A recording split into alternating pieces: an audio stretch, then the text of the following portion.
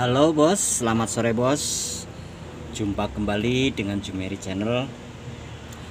Hari ini kita akan berbagi cerita ya tentang pengalaman jika kita mengalami kesulitan yang namanya buang angin, susahnya setengah mati.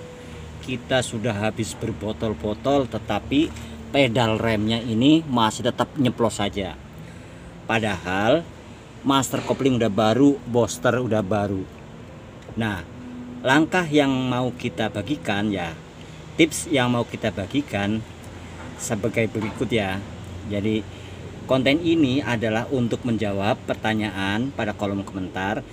Jadi beliau itu sudah ganti master koplingnya baru, kemudian boosternya pun baru, tetapi pada saat proses buang angin itu tidak dapat sampai berhari-hari, itu tidak dapat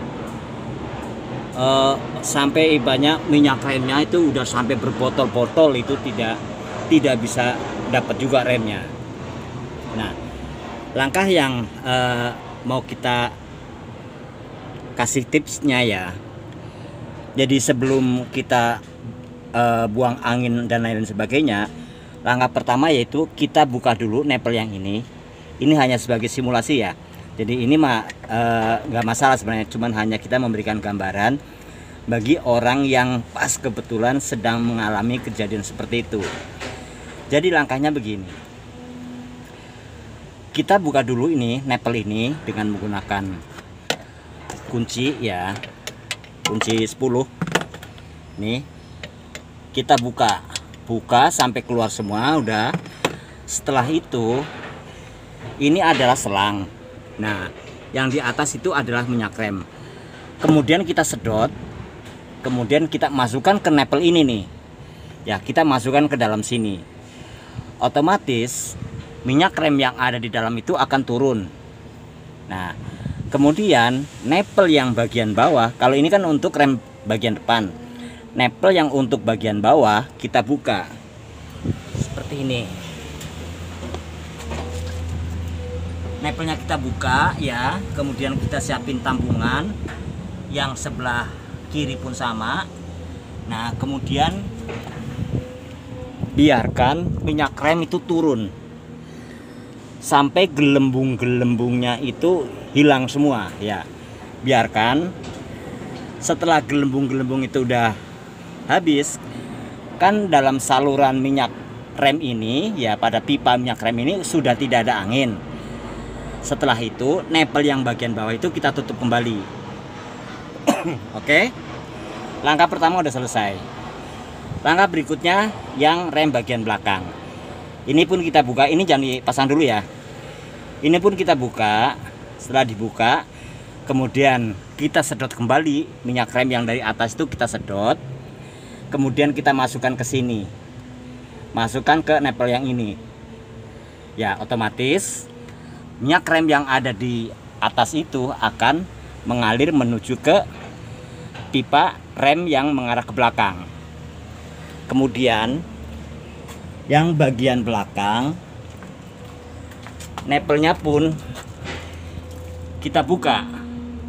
Kita siapkan tambungan seperti itu ya, biarkan sampai gelembung-gelembung angin yang ada, yang terjebak pada saluran pipa rem itu keluar semua ya. Setelah sekian lama sampai gelembungnya hilang, baru itu tutup kembali. Nah, setelah nepel yang bawah kiri dan kanan bagian udah ditutup, yang belakang pun sudah ditutup, kemudian baru kita isi minyak rem yang di sini ya. Kita isi yang di sini. Yang di atas ini kita isi ya, kemudian kita kocok dulu, kocok sampai minyak rem bisa keluar dari sini, nyemprot ya. Habis itu kita sambil di pedalnya sambil diinjak habis, kemudian kita masukkan satu ya. Udah selesai kan, berarti minyak rem udah ada yang ke bawah, sedangkan yang ke bawah itu udah tidak ada angin kejebakan ya. Nah, kemudian yang bagian ini, yang belakang ini, kemudian kita kocok lagi kocok, begitu udah keluar minyak rem nyemprot, baru kita pasang ini. Oke, begitu udah kita pasang, baru seharusnya normal, harusnya udah angin kejebak, udah tidak ada ya, harusnya udah bagus. Nah ini kan mungkin ada kejadian yang di luar nalar kita, minyak rem udah kita buang angin cara seperti itu pun sudah, tetapi masih dalam juga. Nah kemudian apa langkah berikutnya? Kita harus setelan rem yang di bawah itu kita harus setel semua, setel tinggiin ya, tinggiin. Kalau udah tinggi semua, dapat enggak itu kan? Kalau masih nggak dapat juga, mau tidak mau kita harus bongkar lagi ini. Kita cek. Dikhawatirkan setelan tonjokan yang ada pada booster itu dia terlalu dalam, sehingga pada saat diinjak rem ternyata tonjokan itu menyentuhnya itu sedikit sekali, jadi rem itu nggak maksimal.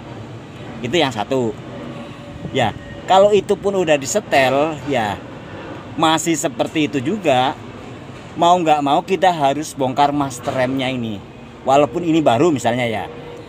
Kan bisa aja baru ini adalah stok yang sangat lama, kita tidak tahu ternyata di dalamnya sealnya itu emang sobek. Soalnya saya pun pernah mengalami seperti itu. Jadi karena stok lama, kita yakin lah yang namanya baru kan pasti udah masih bagus itu kan. Nah di dalam itu sealnya itu udah sobek. Mungkin awalnya pada saat kita kocok-kocok ya, awalnya mungkin nggak apa-apa, tapi begitu kita kocok-kocok sobek. Itu langkah terakhir. Oke bosku ya, mudah-mudahan tips ini bermanfaat ya. Soalnya kalau pas orang yang lagi mengalami seperti itu tuh stresnya kayak apa? Ini udah baru, master rem baru, kok masih nggak dapat juga, masih nyeplos juga. Ya mungkin kita harus lebih sabar dan lebih teliti lagi untuk hal-hal seperti ini. Saya dulu pernah bikin konten itu yang tentang master kopling, itu juga sama. Kalau itu mah kasusnya kita udah ganti isi dalamnya aja, itu sampai nggak dapat seperti itu. Yaitu langkahnya seperti itu ya. Oke bosku, mudah-mudahan tips ini bermanfaat bagi yang pas kebetulan sedang mengalami kejadian seperti itu. Jadi ini konten ini kita buat sekaligus untuk menjawab pertanyaan ya pada kolom komentar. Jadi kita bikinkan videonya, mudah-mudahan beliau menyimak dan mudah-mudahan ada manfaatnya. Oke bos, terima kasih, selamat sore. Jika suka dengan konten ini silahkan like, komen, dan subscribe bos. Terima kasih bos, terima kasih. Wassalam bos, sampai jumpa kembali konten berikutnya. Bye bye.